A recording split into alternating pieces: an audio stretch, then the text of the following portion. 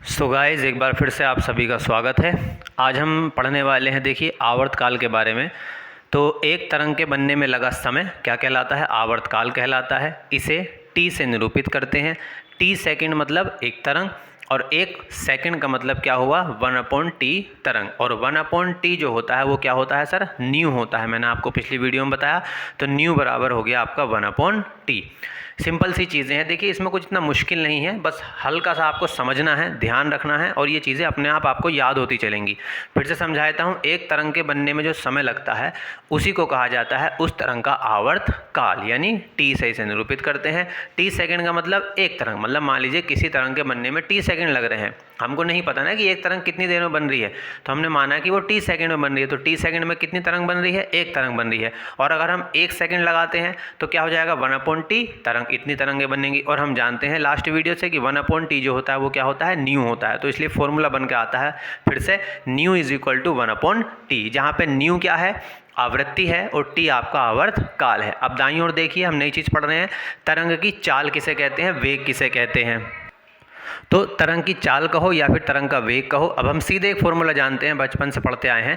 चाल is equal to होता है चाल बराबर दूरी बटे समय। अब समझना यह है कि चाल तो चलो ठीक है, लेकिन ये दूरी क्या होगी? तो दूरी इस तरह से इसमें तरंग दैर्ध्य होगी। ये मैंने लास्ट वीडियो में भी आपको बताया था। जो दूरी हम डिनोट करेंगे या दूरी जो हम लेंगे वो तरंग दैर्ध्य के रूप में ली जाएगी। तो दूरी की जगह मैंने क्या लिखा? तरंग दैर्ध्य। और समय क्या होगा? वो तरंग है तो उसके बनने में समय लगेगा, उसको कहते हैं हम आवर्तकाल। अभी अभी मैंने आपको बाईं तरफ पढ़ाया। तो क्या हो जाएगा? समय को लिखा फिर मैंने आवर्तकाल। यानी अगर सीधे सीधे एक फॉर्मूला तरंग चाल के लिए पूछा जाता है तो तरंग चाल या तरंग का वेग बराबर होता है तरंग दैर्ध्य अपॉन आवर्तकाल। अब तरंग चाल हो या वेग, उसको हम किससे डिनोट करते हैं? v से। तो v इज इक्वल टू आगे तरंग दैर्ध्य क्या होता है? लैम्डा, आवर्तकाल होता है t, तो v बराबर हो गया न्यू लैम्डा। अब इसको हम आगे बढ़ाते हैं। देखिए, इस पर न्यूमेरिकल बेस्ड है काफ़ी सारे, तो मैंने इसको थोड़ा सा और लिख दिया है आगे को। v इज इक्वल टू, अगर मैं न्यू को अलग निकाल लेता हूँ तो 1/t अलग निकल जाएगा। ठीक, तो v is equal to, sorry nu नहीं, मैंने क्या निकाला? लैम्डा निकाला एक तरफ को। तो v इज इक्वल टू क्या हुआ? लैम्डा, और लैम्डा 1/t। ठीक, अब 1/t क्या होता है? न्यू होता है, तो मैंने ब्रैकेट में लिखा भी है। तो v इज इक्वल टू क्या मिला? Lambda new. अब इसको बोलने के लिए आसान लगता है कि v is equal to nu lambda. अब अगर मान लीजिए मैं यहाँ से न्यू निकालना चाहता हूँ तो क्या होगा? लैम्डा जो है v के अपॉन में चला जाएगा। सिंपल है।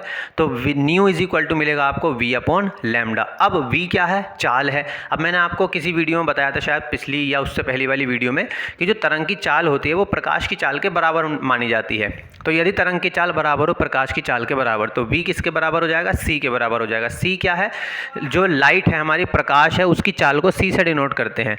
तो मैं v की जगह क्या लिख सकता हूँ? c लिख सकता हूँ। तो न्यू इज इक्वल टू आपको एक फॉर्मूला मिलेगा c अपॉन लैम्डा। ये वो फॉर्मूला है जिस पर कई न्यूमेरिकल आपको मिलेंगे करने के लिए। 3 पॉइंट है इसके अंदर, एक न्यू है, एक प्रकाश की चाल है, और एक लैम्डा है। तो 3 में से 2 चीज़ें आपको दी जाएंगी, तीसरी आपसे पूछी जाएगी, आप आराम से कैलकुलेट करके निकाल सकते हैं। जहाँ पे c का मान कितना होता है? 3 × 10⁸ मीटर पर सेकेंड। और c क्या है? फिर से बता देता हूँ, प्रकाश की चाल है। निर्वात में कह सकते हैं, क्योंकि प्रकाश इस तरह की तरंग है जो किसी मीडियम में भी चल सकती है, किसी माध्यम में भी, और निर्वात में भी काम करती है। तो उसकी चाल निर्धारित कर दी गई है 3 × 10⁸ मीटर पर सेकंड। मिलता हूँ फिर से किसी नई वीडियो में, तब तक के लिए सभी को नमस्ते, जय हिंद। अपना ख्याल रखिए, खुश रहिए, ईश्वर आपका भला करें।